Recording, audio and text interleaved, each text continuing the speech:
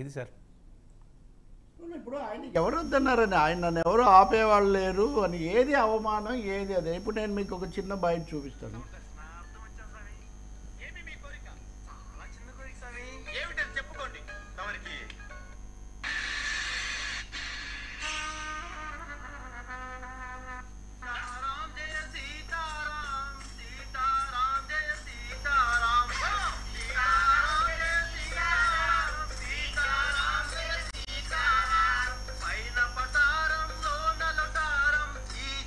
అంటే ఏంటి ఆ సినిమా అది వస్తుందనా?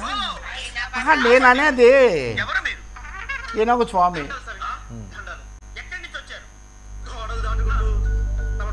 ఇంకా చాలా నేను అంతా చూపించాను.